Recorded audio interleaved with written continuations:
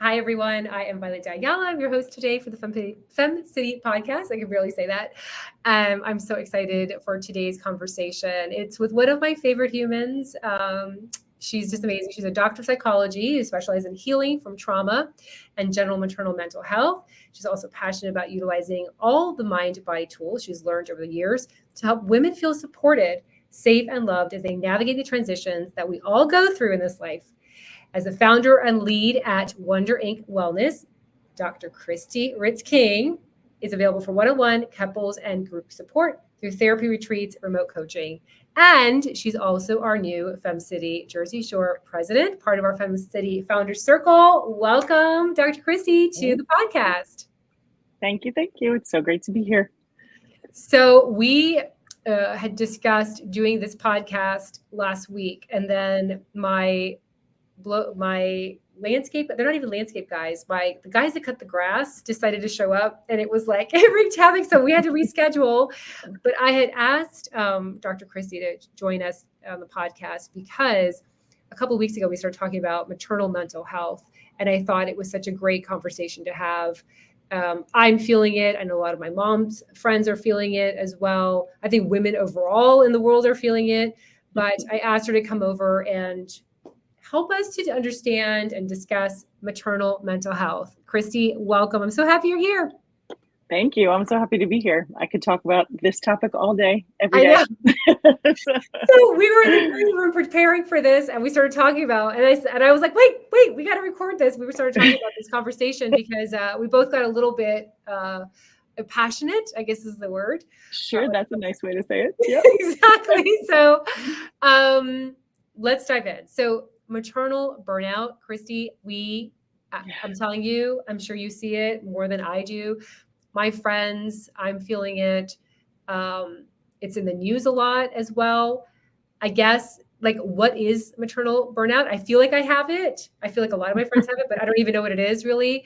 And how do we define it? How, if you say, like, if you have these things, you might be suffering from maternal burnout. Yeah, I think so. I think one thing is, and you sort of mentioned this right off the top, we're talking about maternal mental health, but really this is kind of universal for women in general, I think, because we're all caregivers by nature.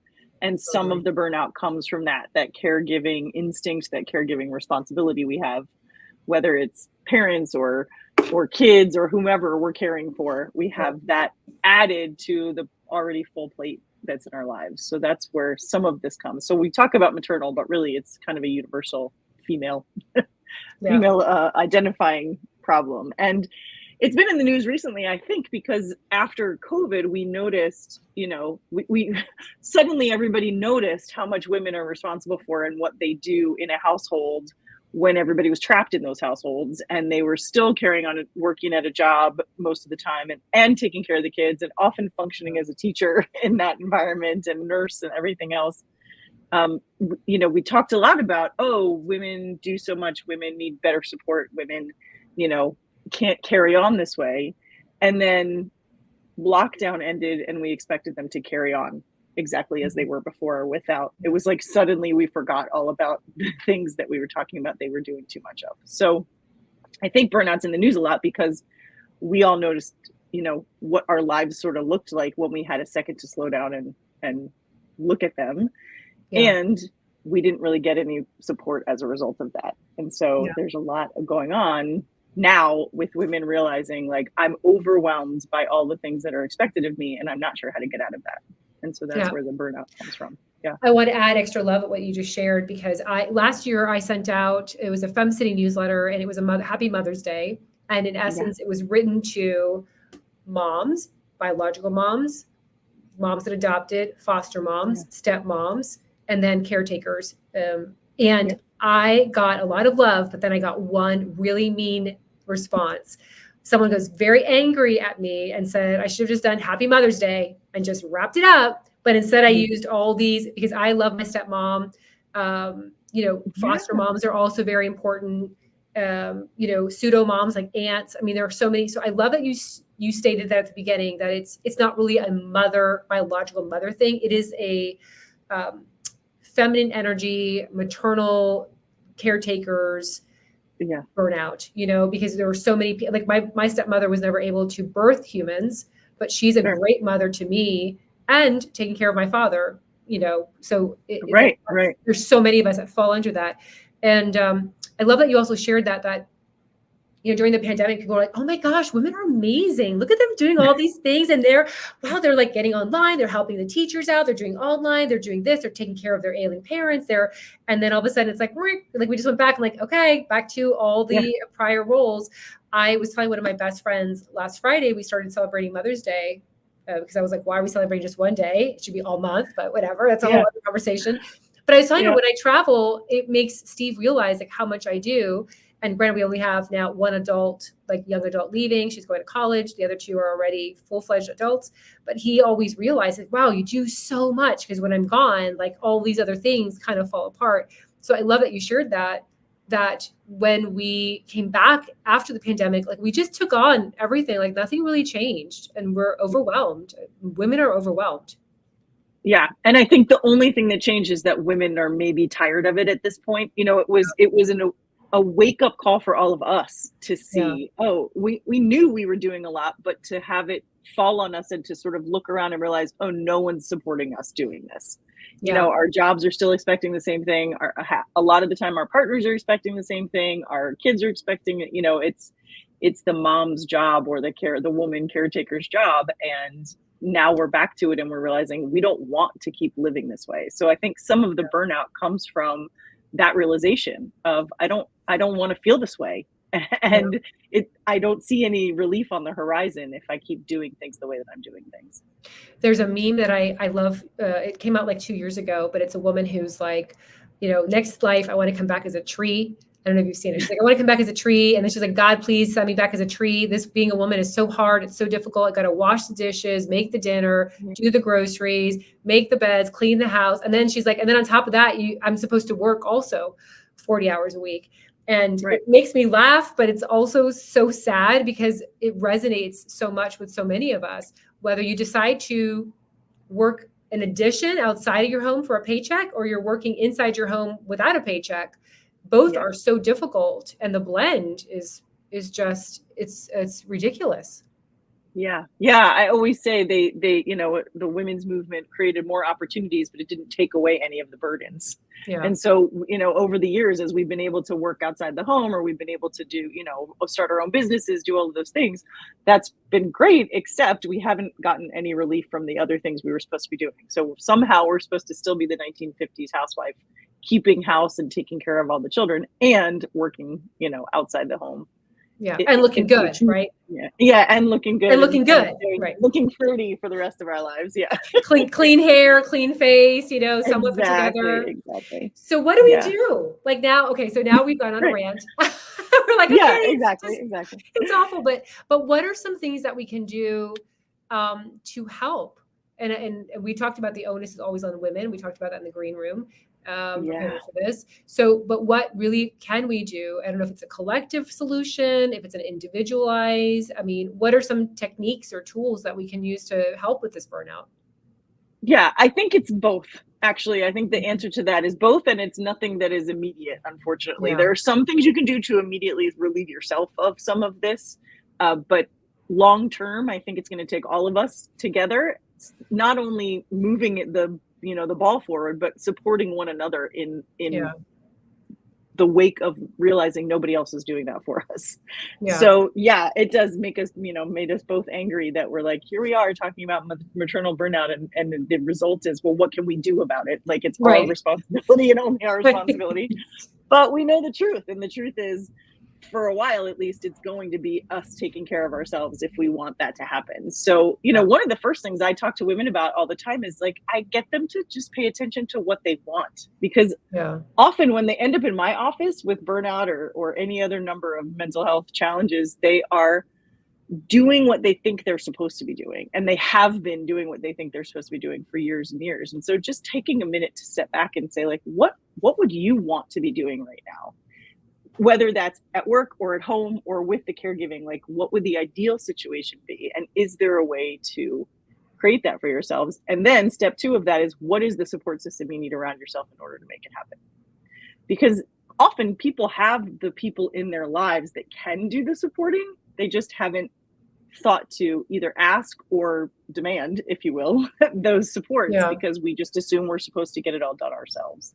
And I wonder, So, and that's a great, so I'm gonna just want to ask a couple questions on that one. I sure. wonder where that, like, what happened to us in childhood for us to feel shame when we ask for help. Like that you Sure. mentioned, we have supports. And by the way, that was me. So I'm not judging anybody. That was totally Yeah, yeah. me juggling 3 kids, 3 different schools, sitting on 6 different boards, having a full-time business, and then starting FemCity. That was totally me. So where along the way did we hear the narrative that if we ask for help, if we ask our partners or support system to help and step up, where did we find shame in that? Because I feel like I had so much shame in asking people. I felt like a weakling if I asked anybody. So like, where did that start? Do you think it's something that happened to us when we were children? Is there some sort of narrative, TV show? Like, why are we like this? Yeah, I think it's twofold. I think one, it's yes, it's, to answer your question, it's a narrative and it's something we were all taught. And Yeah. so it's that idea that as a feminine person in the world, your job is to make sure everybody else is comfortable. You know, that's sort of an evolutionary thing. That's our role in the world as caretaker. Yeah. Right or wrong, that's what we were all taught. But then the other piece is this responsibility to the women before us that we all feel, I think, innately. Yeah. So choosing, I know for me, I was similar to you in that I had a million things going on at one time, and it felt like I was somehow abandoning the cause, or, Yes. admitting that all their hard work was for naught if I just said, I'm going to take a step back professionally and focus on home, or vice versa. I'm going to, farm out some of this kid stuff so that I could focus professionally. It was as if I was expecting myself to be able to do it all, or else I was somehow a message that I wasn't thankful for all these women that went before me to pave the way. Yes. Yeah. So I think it is for sure societal and a little bit of evolution of this is what we've been taught to do for generations after generations, is make sure everybody's taken care of, do all the things that need to be done, no matter what sacrifice of our own we're making in the process. Yeah. And I worry, I mean, I have 2 daughters, and I worry about, what kind of messaging they received seeing me in that fragment of time. Though I did get better. I resigned from the 6 boards. I definitely started asking for help. I started like looking to have a more equitable household, which is never going to be 50-50. I mean, that's just reality, I think, for myself, at least for my generation. But I wonder sometimes, like, how badly did I mess up my girls? Like, are they going to take on this pressure of having to have a successful career and philanthropic and raise these humans and be like PTA rock star, like all these different things? Because I think at the end of the day, like, that's the worst thing that you spend so much time trying to be this perfect parent and giving them everything. But at the same time, I was sending them these messages that I hope doesn't, end up hurting them, or they're going through the same thing, that kind of like generational trauma that we talk about, where it's like, I mean, I know it's not trauma, it's not sexual assault, it's not, human trafficking, but there is a level there that's like, now are they going to take that on, and does it ever end? Yeah. And when I work with parents, especially, one of my favorite sayings, and I'm sure I stole it from somebody else, is that there's so much power in the repair process, much more so than the actual infraction. And so the fact that really what they saw was you turn it all around and stop treating yourself that way, and stop spreading yourself so thin, and instead refocus and change course to create a life for yourself that you really loved, and that it also included them and their dad. That's the power in that. And so I think as far as teaching our girls, we all, and again, I'm generalizing, but from what I've seen, we kind of all mess it up first. And then we go, wait a minute, we don't want them to think this way, whether it's diet culture or aging, or, all the things that we sort of fell for, if you will. We've all, I feel like collectively, we've really noticed, wait, we don't want our girls to feel this way. And so we're going to change the way we talk to them about it, or explain to them, hey, this is what I just did, and instead I'm choosing this, and I hope for you that the path is different. And I think they're going to have their own, my girl, your girls, they're all going to have their own demons to face at some point, because this is, again, bigger than me and you. Right. But we can be the role model that they need to realize they don't have to do it the way everybody else has done it. they get to decide what they want to do. Yeah. And it's interesting because so my upbringing, my mother was a super strong feminist. It was like the first, this is my when I think about the word feminism, like when did it come into my life? My mother was an absolute feminist. She worked, probably made more money than my father. This is before her drug. I mean, I've been open. She had a drug addiction. Things didn't end up so well. She ended up dying of kidney failure. But when she was sober and she was rocking it, she was making a ton of money. And she was like, an executive, local hospital, like fantastic. Never saw her cook a dinner ever. Yeah. Never saw her clean anything. Had a housekeeper. Never saw her. So the role, matter of fact, my father, I think in many ways was more of the caretaker. He was the one picking me up from school. He was the one cooking. If we had dinner cooked, he was the one cooking. So it's interesting. Like, I don't even know where I inherited the way that I thought things had to be, because I surely didn't see it at home. So that's where I'm like, if I didn't have that, like, it's you're saying it's the messaging all around us. Did you ever watch that movie, Misrepresentation? It came out 20 years ago when I turned 30 or 40, it came out. Yeah, I don't know that I ever actually saw it, but I've read about it so much and know of it so much. I'm not sure. It's one of those things where I'm like, did I actually ever watch it, or have I just talked about it so much? Yeah. So we screened it. I think it was when I turned 40. We screened it here in Miami for FemCity Miami. We did like a fundraiser and a panel conversation, and we had a commissioner and we had a beauty pageant. Kelly Sachs, who's I think crowned Miss Miami, talking about it. But in essence, the documentary is how women were domesticated after the war. And they were very accomplished and they were great at working. They loved working, but then the war finished and they needed the men to go back into their roles, and women needed to go back into this domestic role. And so it was actually the power of TV through I Love Lucy, Leave It to Beaver, where it glamorized being a housemaker and at home and serving and being there for your male partner. That's, how it kind of re-brainwashed women to like, oh, this is where I should be. Forget about working, forget about providing income. So I go back to that, what you said, the societal messaging, it's everywhere through TV, through movies, everything that we're watching. It doesn't matter how you were raised. Yeah. Yeah. I can remember when I had my first baby, my mom came and stayed. My mom was a widow most of my life. I think my dad died when I was 4. So she worked my whole life. That was, she had to. And I remember her saying to me when I was home with the baby, about going back to work, she didn't want me to. And she said, I loved working. Like when your dad lost his job when he was still alive and I had to work, I loved working. But then the minute he got a job back, I came back home, even though, I didn't really want to. I wanted to stay in the office. And yet, even with that admission, she still was saying to me, you should stay home. Like your husband, makes enough that you should stay home. And I thought, wow, she just told me on one hand that she really liked working and she really liked getting out of the house. And then with the very next breath told me, but you shouldn't do that because you're able to stay home with your kids. So there's this societal and generational understanding that quote unquote good moms stay home. They take care of their kids. They devote 100% of their time in their life to their kids. And so it makes sense that we would have a maternal mental health, epidemic, if you will, because that ingrained belief versus I'm going out and working every day, either because I have to make money to take care of, this household, or because I really enjoy it. Those are both really hard to reconcile with each other. And that's part of the burnout piece of it, is that we're constantly playing these games in our head of, are we doing the right thing? Well, I like this, but should I be doing it? Or I don't like this, but I have to do it. And that must make me bad on one end or the other. And so you get, and societally, you're saying like, it's never going to be 50-50 in my house. I think that's fairly true, at least for, like you said, our generation, because even if you both agree, if you're in a heterosexual relationship and both of you agree that this is how it's going to be, we're going to be 50-50 split down the middle, chances are likely that he's going to an office where they don't think that's true. Right. And so they're not going to be as flexible with work hours or as flexible with their time to allow him to do that. So it's I have women come in all the time and I say, like, we get so angry at our partners and they're partially responsible, but they're not 100% responsible either. Again, it's bigger than all of us. So it's something that can cause a rift in the home, but really it's not just the home that's the problem. It's outside of it as well. And Yeah.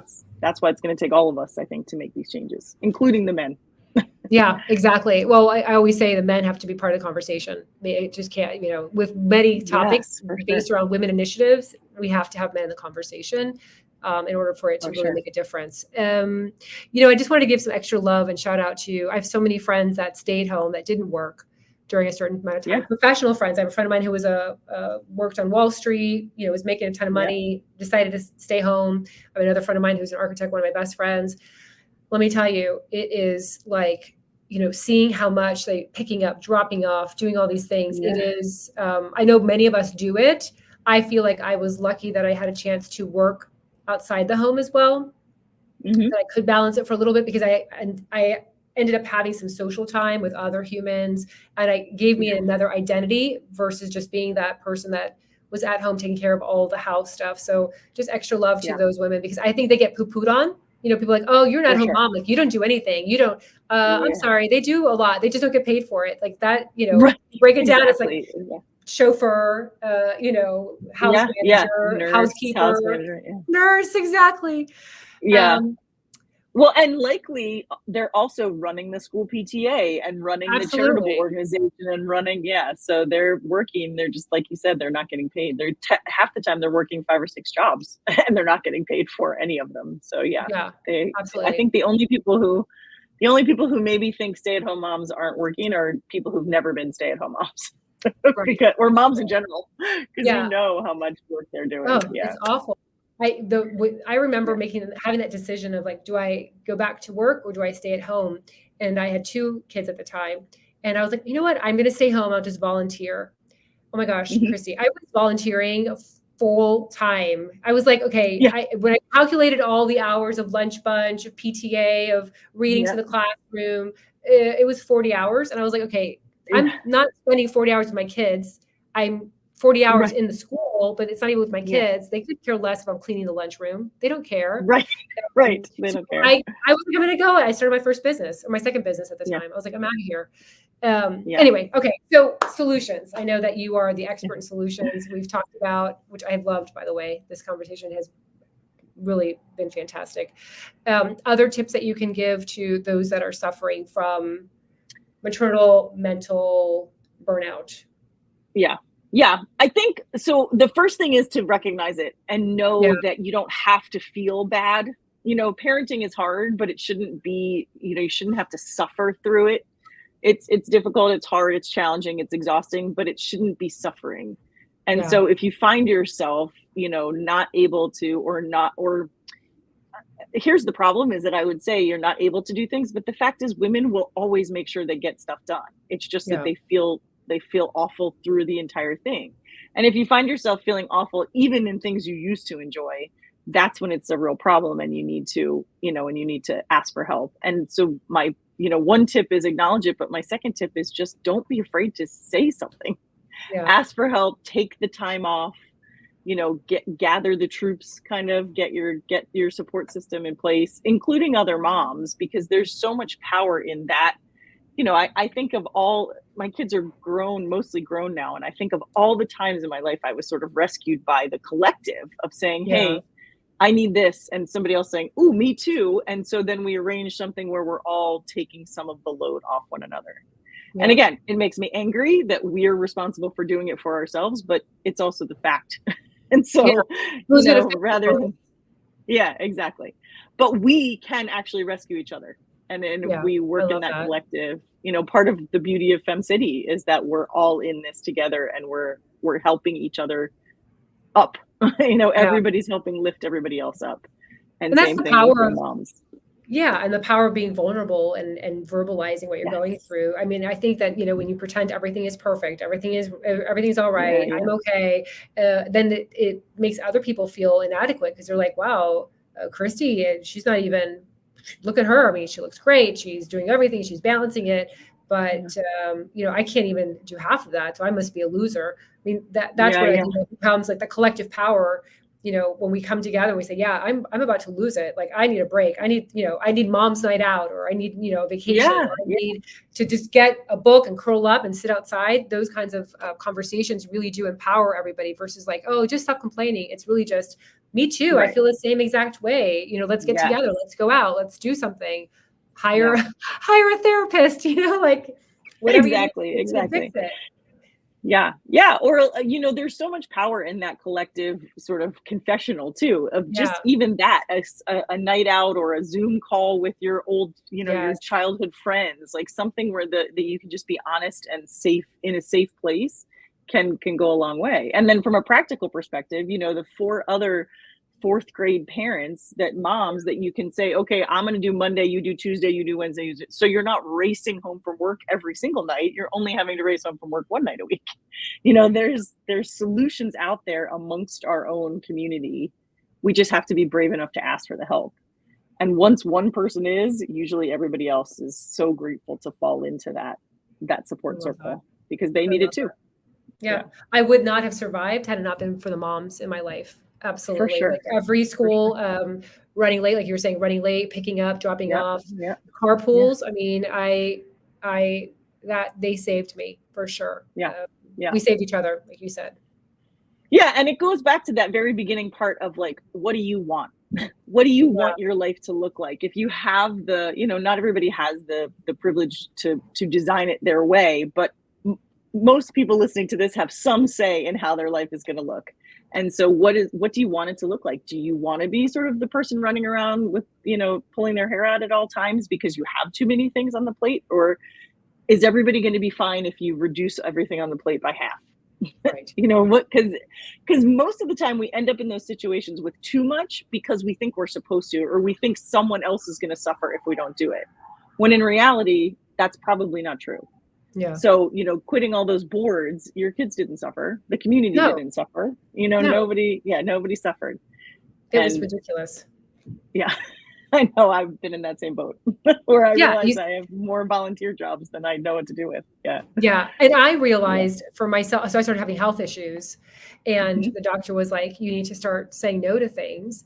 And, I started realizing I was addicted to people saying, wow, Violet, how do you do it all? You do so much. You're chairing this, you're raising millions of dollars for this charity, you're with the 3 kids, volunteering. I was feeding off of that. Like, it was almost like I was doing it for accolade, like for someone to say like, wow, you're so special, Violet. Like, you're amazing.